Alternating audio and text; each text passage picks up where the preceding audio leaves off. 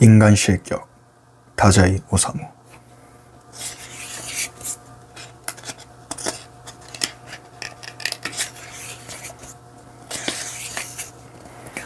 서문.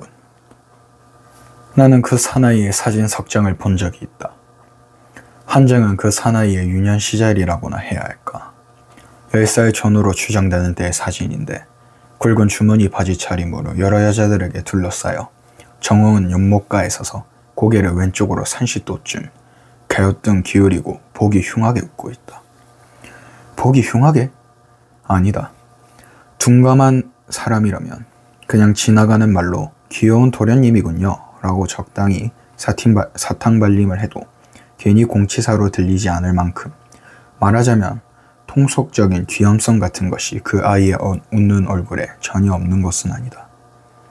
그러나 미추에 대한 간식안이 조금이라도 있는 사람이라면 언뜻 보기만 해도 몹시 기분 나쁘다는 듯이 정말 선뜩한 아이군 하면서 송충이라도 털어내듯 그 사진을 내던져 버릴지도 모른다. 정말이지 그 아이의 웃는 얼굴은 자세히 보면 볼수록 뭐라 표현할 수 없는 섬뜩하고 으스스한 기운이 느껴지는 것이다. 애당초 그건 웃는 얼굴이 아니다. 이 아이는 전혀 웃고 있지 않다. 그 증거로 아이는 양손을 꽉 쥐고 서 있다. 사람이란 주먹을 꽉 쥔 채 웃을 수 없는 법이다. 그것은 원숭이다. 웃고 있는 원숭이다. 그저 보기 싫은 주름을 잔뜩 잡고 있을 뿐이다. 주름투성이 도련님이라고 부르고 싶어질 만큼 정말이지 괴상한 왠지 추하고 묘하게 욕지기를 느끼게 하는 표정의 사진이었다. 나는 지금까지 그렇게 괴상한 표정의 소년을 본 적이 한 번도 없다. 두 번째 사진 속의 얼굴. 그건 또 깜짝 놀랄 만큼 변해 있다. 교복 차림이다. 고교 시절인지 대학 시절 사진인지는 분명치 않지만 어쨌든 대단한 미남이다. 그러나 그것 또한 이상하게도 사람이라는 느낌이 전혀 들지 않는다. 교복 왼쪽 가슴에 있는 주머니에 하얀 손수건을 꽂은 채 등 의자에 걸터 앉아 다리를 꼬고 이번에도 역시 웃고 있다. 이번 미소는 주름투성이의 원숭이 웃음이 아니라 꽤 능란한 미소가 되어 있지만 그래도 인간의 웃음이라고 하기에는 어딘지 걸린다. 피의 무게랄까, 생명의 깊은 맛이랄까, 그런 충실감이 전혀 없는 새처럼 가벼운 것이 아니라 그야말로 깃털처럼 가벼운 웃음이다. 그냥 하얀 종이 한 장처럼 웃고 있다. 즉 하나부터 10까지 꾸민 듯한 느낌이 드는 것이다. 겉멋이 잔뜩 들었다고 하기에는 뭔가 부족하다. 경박하다고 하기도 그렇다. 교태를 부리고 있다고 하는 것도 부적절하다. 멋쟁이라고 하는 것도 부적합하다. 게다가 자세히 뜯어보면 여자 같은 미모를 가진 이 학생한테서 어딘지 악몽 비슷한 선택감이 느껴지는 것이었다. 나는 지금까지 그렇게 이상한 미남을 본 적이 한 번도 없다. 또 다른 한 장의 사진이 가장 기괴하다. 이제는 나이를 짐작할 수도 없을 정도다. 머리는 희끗희끗하다. 그런 남자가 몹시 더러운 방 한쪽 구석에서 작은 화롯불에 양손을 쪼이고 있는데 이번에는 웃고 있지 않다. 아무런 표정이 없다. 말하자면 쭈그리고 앉아 화롯불에 양손을 쪼이다가 그냥 그대로 죽어간 것 같은 정말로 기분 나쁘고 불길한 냄새를 풍기는 사진이다. 이상한 것은 그뿐이 아니다. 그 사진에는 얼굴이 비교적 크게 찍혀 있어서 남자의 생김새를 자세히 살펴볼 수가 있었는데 이마도 평범하고 이마의 주름도 평범하고 눈썹도 평범하고 눈도 평범하고 코도 입도 턱도 평범했다. 그 얼굴에는 표정이 없을 뿐만 아니라 인상조차 없었다. 특징이 없는 것이다. 예컨대 내가 그 사진을 보고 나서 눈을 감았다고 치자. 나는 이미 그 얼굴을 잊어버렸다. 방벽과 작은 화로는 생각나지만 방 주인의 얼굴은 안개가 쓰러지듯 사라져서 아무리 애를 써도 떠오르지 않는다. 그림이 그려지지 않는 얼굴이다. 만화조차도 안 된다. 눈을 뜬다. 이런 얼굴이었지. 이제 생각났다. 이런 기쁨조차 없다. 극단적으로 말하면 눈을 뜨고 사진을 다시 봐도 생각나지 않는 얼굴이다. 마냥 역겹고 짜증나고 나도 모르게 눈길을 돌리고 싶어진다. 소위 죽을 상이라는 것에도 뭔가 표정이라든가 인상이라든가 그런 것이 있을 텐데 사람 몽둥이에 징 끄는 말의 목이라도 갖다 붙이면 이런 인상이 되려나? 어쨌든 딱히 무엇 때문이랄 수도 없이 보는 사람을 선뜻하고 역겹게 한다. 나는 지금까지 그렇게 기묘한 얼굴의 남자를 본 적 역시 한 번도 없다. 첫 번째 수기. 부끄럼 많은 생애를 보냈습니다. 저는 인간의 삶이라는 것을 도무지 이해할 수 없습니다. 저는 동북지방의 시골에서 태어났기 때문에 꽤 자란 다음에야 기차를 처음 보았습니다. 정거장에 있는 육교를 올라갔다 내려왔다 하면서도 그것이 선로를 건너기 위해 만들어졌다는 사실은 전혀 생각 못하고 그저 정거장 구내를 외국의 놀이터처럼 복잡하고 즐겁고 세련되게 만들기 위해 설치된 것이라고만 믿었습니다. 그것도 꽤 오랫동안 그렇게 믿었던 것입니다. 계단을 올라갔다 내려갔다 하는 일이 저에게는 퍽이나 세련된 놀이로 생각되었고 철도청이 제공하는 서비스 중에서도 가장 괜찮은 서비스 중 하나라고 생각했습니다. 나중에 그것이 단순히 손님들이 선로를 건너다닐 수 있도록 만들어진 극히 실용적인 계단에 지나지 않는다는 사실을 알고 나서는 단박에 흥이 깨졌습니다. 또 어릴 적에 그림책에서 지하철이라는 것을 보았을 때도 그것 또한 실용적인 필요 때문에 고안된 것이 아니라 지상에서 차를 타기보다는 지하에서 차를 타는 편이 편하고 재밌는 놀이니까 라고만 생각했습니다. 저는 어렸을 때부터 몸이 약해서 자주 병치레를 했습니다. 자리에 누워서 욕커버, 베갯잎, 이불 호청은 정말이지 쓸데없는 장식품이라고만 생각했는데 뜻밖에도 그것이 실용적인 물건이라는 사실을 20살 가까이 되어서야 알게 되었고 곧 인간의 알뜰함에 안담해지고 서글퍼졌습니다. 또 저는 배고픔이라는 것을 몰랐습니다. 아니, 그건 제가 의식주가 넉넉한 집안에서 자랐다는 그런 시건방진 뜻이 아니고 공복이라는 감각이 어떤 것인지 전혀 알 수가 없었던 것입니다. 이상하게 들리겠지만 저는 배가 고파도 그걸 느끼지 못했습니다. 초등학교, 중학교 때 제가 학교에서 돌아오면 집안 사람들이 저런 배고프지? 우리도 그랬거든. 학교에서 돌아왔을 때처럼 배고픈 때가 없지. 당콩은 어때? 카스텔라 빵도 있단다.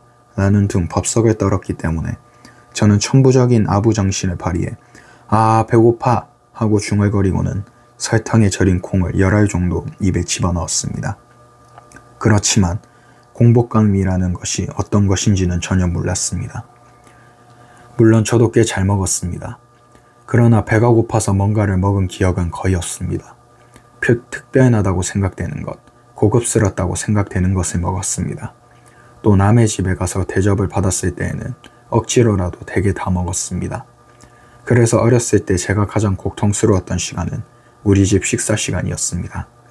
제 시골집에서는 10명 정도 되는 가족 전부가 독상을 두 줄로 마주보게 늘어놓고 밥을 먹었습니다. 막내인 저는 물론 제일 말석이었습니다. 식사하는 방은 어둑지침했고 점심 같은 때 10명 난칙되는 가족이 그저 묵묵히 밥을 먹는 모습은 저에게 언제나 으스스한 느낌이 들게 했습니다. 게다가 시골의 고풍스러운 집안이었기 때문에 반찬도 대체로 정해져 있어서 별난 것, 고급스러운 것 등은 생각도 할 수 없었고 저에게는 식사 시간이 점점 더 끔찍하게 느껴졌습니다. 저는 그 어두컴컴한 방의 밀석에서 추위에 덜덜 떠는 듯한 기분으로 밥알을 조금씩 입으로 가져다가 쑤셔 넣으며 이렇게 생각하곤 했습니다. 인간이라는 존재는 왜 하루 삼시세끼 밥을 먹는 것일까? 정말 모두들 엄숙한 얼굴로 먹고 있군. 이것도 일종의 의식 같은 것이어서 가족이 삼시세끼 시간을 정해놓고 어두컴컴한 방에 모여 밥상을 순서대로 늘여놓고 먹고 싶지 않아도 고개를 숙이고 말없이 밥알을 씹는 것은 집안에서 꿈틀거리고 있는 영혼들에게 기도하는 행위가 아닐까? 밥을 안 먹으면 죽는다는 말은 저에게 그저 듣기 싫은 위협으로밖에 들리지는 않았습니다. 그 미신은 지금까지도 저에게는 뭔가 미신처럼 느껴집니다. 그러나 언제나 저에게 불안과 공포를 안겨주었습니다. 인간은 먹지 않으면 죽는다. 그러니까 이래서 먹고 살아야 한다는 말만큼은 저에게 난해하고 어렵고 협박 비슷하게 울리는 말은 없었습니다. 즉 저에게는 인간이 목숨을 부지한다라는 말의 의미가 그때껏 전혀 이해되지 않았다는 얘기가 될 것 같습니다. 제가 가진 행복이라는 개념과 이 세상 사람들의 행복이라는 개념이 전혀 다를지도 모른다는 불안. 그 불안 때문에 저는 밤이면 밤마다 전전하고 신음하고 거의 발광할 뻔한 적도 있습니다.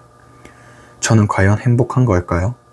저는 어렸을 때부터 참 행운아라는 말을 정말이지 자주 들어왔습니다. 하지만 저 자신은 언제나 지옥 가운데서 사는 느낌이었고 오히려 저더러 행복하다고 하는 사람들 쪽이 저와 비교도 되지 않을 만큼 훨씬 더 안락해 보였습니다.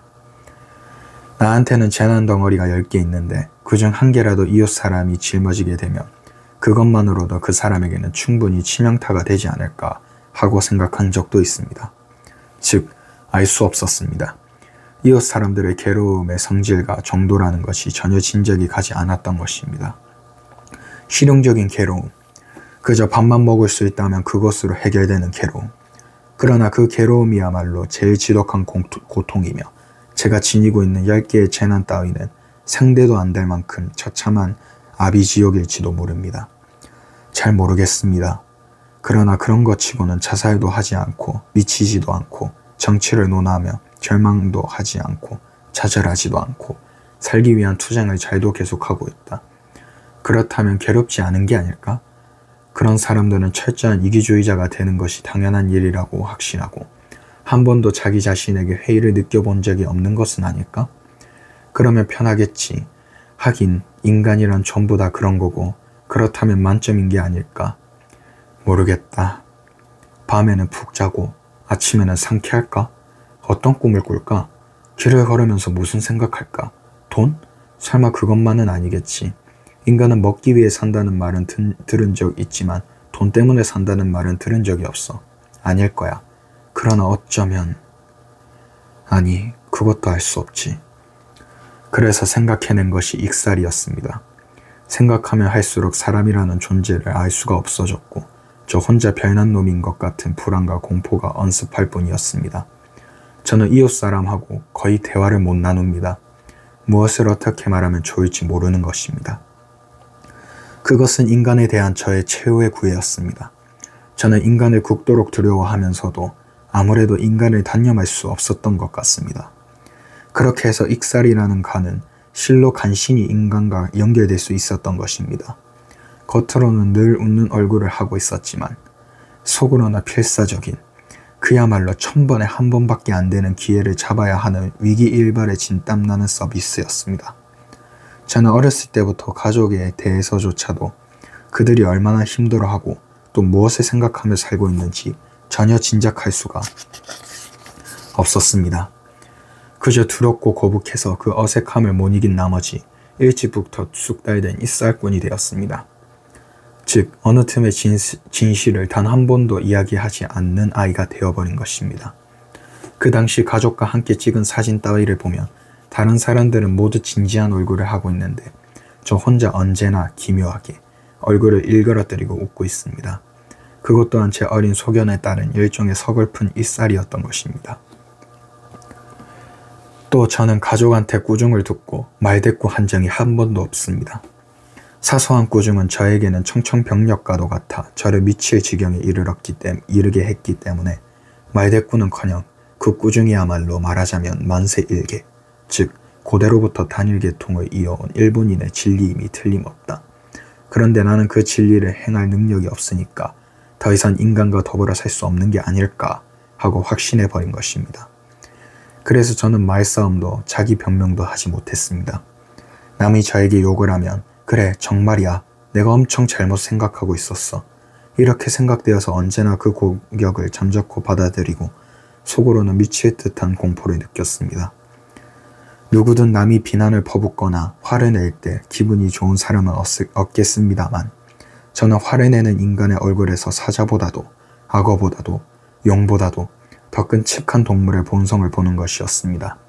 평상시에는 본성을 숨기고 있다가 어떤 순간에 예컨대 소가 풀밭에서 느긋하게 자고 있다가 갑자기 꼬리 배에 앉은 새 등에 탁 쳐서 죽이듯이 갑자기 무시무시한 정체를 노여움이라는 형태로 드러내는 모습을 보면 저는 언제나 머리털이 곤두서는 듯한 공포를 느꼈습니다.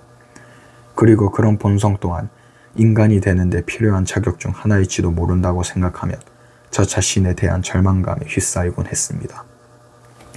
늘 인간에 대한 공포에 떨고 전율하고 또 인간으로서 제 언동에 전혀 자신을 갖지 못하고 자신을 보내는 가슴속 깊은 곳에 있는 작은 삼자에 담아두고 그 우울함과 긴장감을 숨기고 또 숨긴 채 그저 천진난만한 낙천가인 척 가장하면서 저는 익살스럽고 약간은 변한 아이로 점차 왕성되어 갔습니다.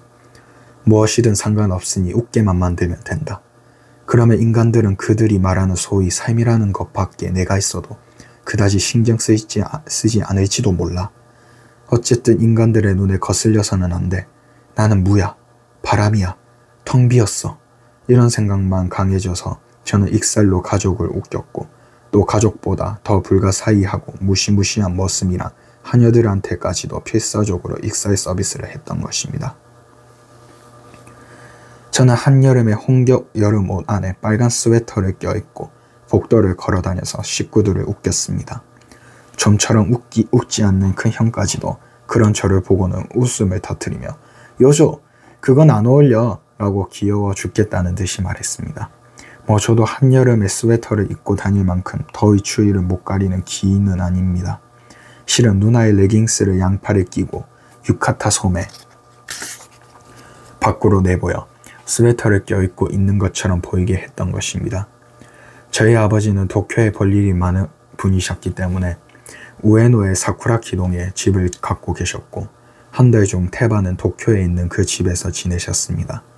그리고 돌아오실 때마다 가족 모두에게 또 친척들에게까지 정말이지 엄청나게 많은 선물을 사들고 오시는 것이 말하자면 아버지의 취미 같은 것이었습니다. 언젠가 도쿄로 가시기 전날 밤 아버지는 아이들을 손님방에 모아놓고 이번에는 어떤 선물이 좋을지 한 사람 한 사람한테 웃으며 물으시고 아이들의 대답을 일일이 수첩에 적으셨습니다. 아버지가 아이들을 그렇게 친밀하게 대하시는 것은 드문 일이었습니다. 요조는? 아버지가 물으셨을 때 저는 우물쭈물하다가 대답을 못하고 말았습니다. 뭐가 갖고 싶지?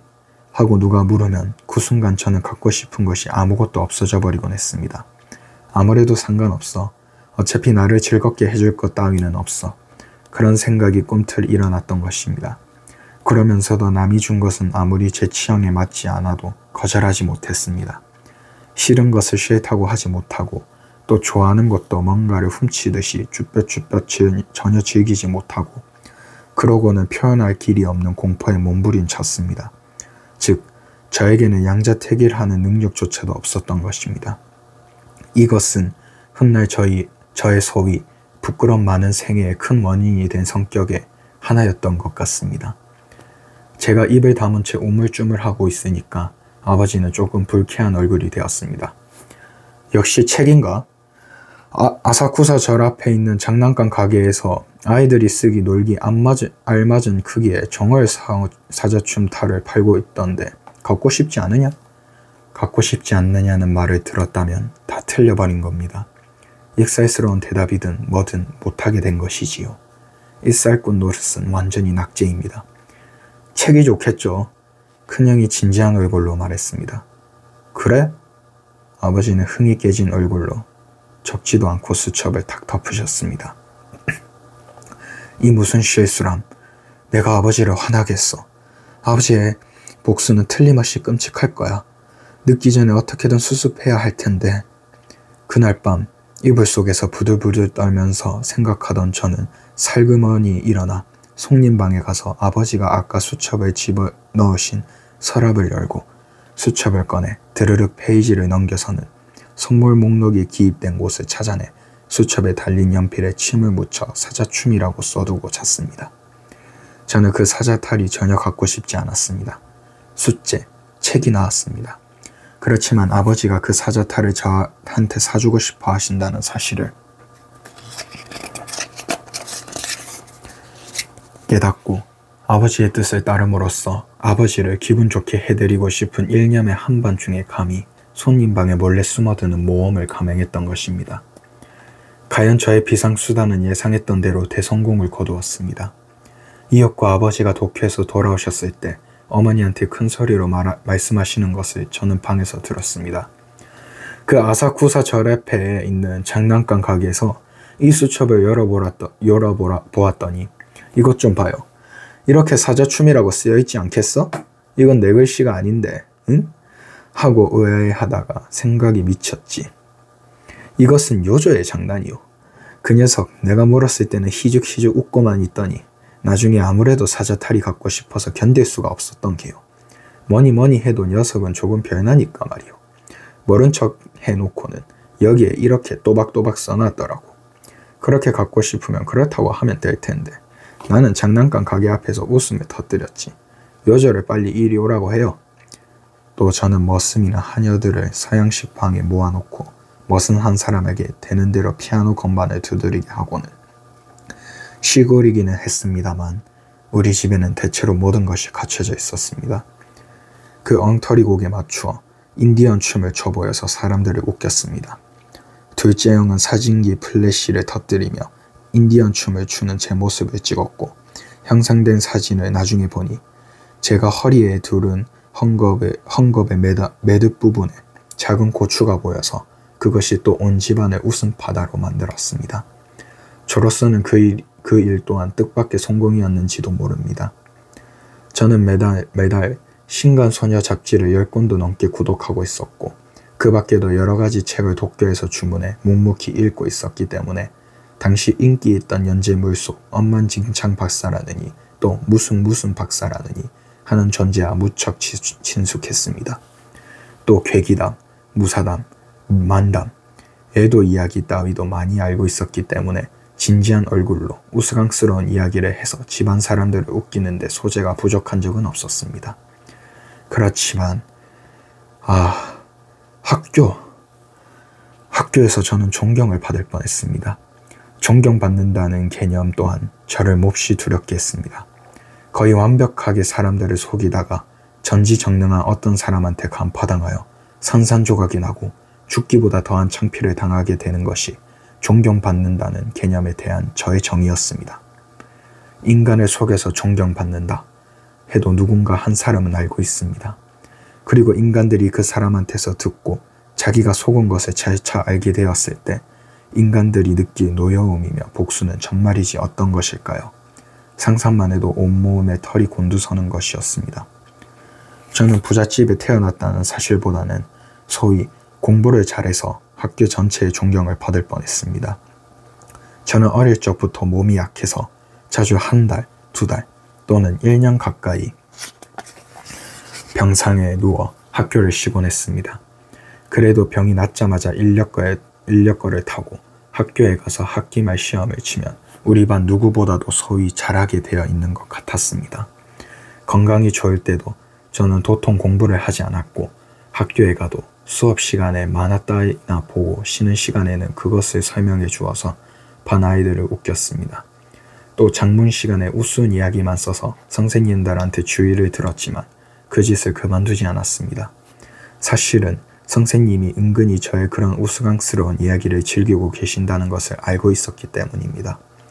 어느 날 저는 여느 때처럼 어머니와 함께 상경하는 도중 기차 안에서 기차 통로에 있는 가래뱉는 항아리에 오줌을 놓아버린 실패담을 진짓 슬픈 필치로 써서 제출했습니다. 사실 그때 제가 그것이 가래뱉는 통인 걸 모르고 한 짓은 아니었습니다. 어린아이다운 천진난만함을 가시하기 위해 일부러 그렇게 했던 것입니다. 선생님이 틀림없이 웃으시라는 자신이 있었기 때문에 교직원실로 돌아가시는 선생님 뒤를 살그머니 쫓아가 보았습니다. 선생님은 교실에 나서자마자 제 장문을 우리 반 아이들의 장문 문치 속에서 곤란해 읽기 시작하시더니 쿡쿡 웃으셨고 이윽고 교직원실에 들어가서는 다 읽으셨는지 얼굴이 벌겋게 되어 큰 소리로 웃으며 곧바로 다른 선생님한테도 그것을 읽게 하셨습니다. 그것을 확인하고 저는 무척 만족했습니다. 장난꾸러기. 저는 소위 장난꾸러기로 보이는데 성공했습니다.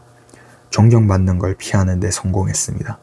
성적표는 전 학과 다 10점 만점이었습니다만 소행이라는 항목만은 7점이거나 6점이거나 해서 그것 또한 온 집안을 웃음바다로 만들었습니다. 그렇지만 제 본성은 장난꾸러기 같은 것하고는 완전히 정반대였습니다. 그 당시 이미 저는 하녀와 머슴한테서 서글픈 일을 배웠고 순결을 잃었습니다.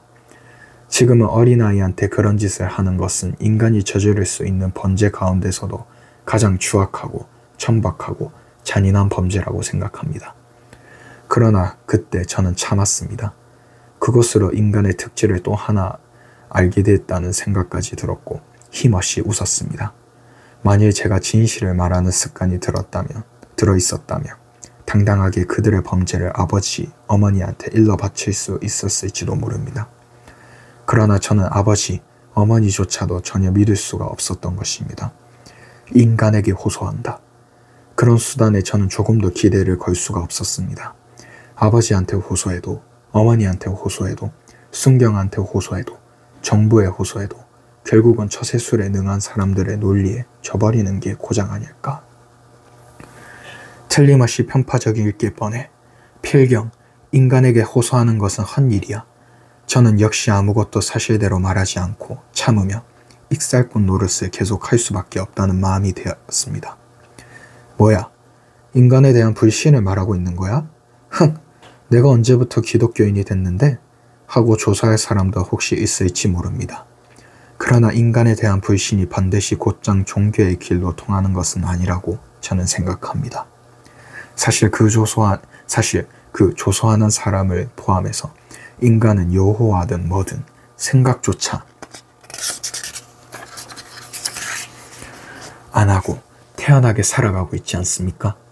역시 제가 어렸을 적의 일입니다만 아버지가 속해 있던 어떤 정당의 고명한 인사가 우리 마을에 연설을 하러 와서 저도 머슴들과 함께 극장에 갔습니다.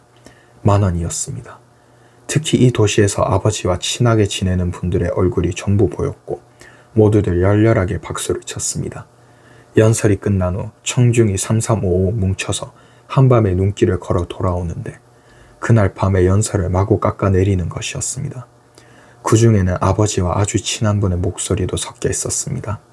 소위 아버지들의 동지들이 아버지의 계사도 형편없었고 예의 고명한 인사의 연설이라는 것도 뭐가 뭔지 도통 알아들을 수가 없었다고 화난 듯한 어조로 말하고 있었습니다. 그러고는 우리 집에 들러서 객실에 들어와서는 아버지한테 오늘 밤의 연설에는 대성공이었다고 진심으로 기뻐하는 얼굴로 말했습니다. 오늘 밤 연설에 어땠어? 하고 어머니가 물으시자 머슴들까지도 아주 재미있었다고 천연덕스럽게 대답했습니다. 연설의 만큼 재미없는 건 없다고 돌아오는 내내 투덜거렸는데 말입니다. 그러나 이런 것은 정말이지 하찮은 예에 지나지 않습니다. 인간의 삶에는 서로 속이면서 이상하게도 전혀 상처도 입지 않고 서로가 서로를 속이고 있다는 사실조차 알아차리지 못하는 듯 정말이지 산뜻하고 깨끗하고 밝고 명량한 불신이 충만한 것으로 느껴집니다. 그렇지만 저는 서로가 서로를 속이고 있다는 사실 따위에는 그다지 관심 없습니다. 저도 익살로 아침부터 밤까지 인간들을 속이고 있으니까요.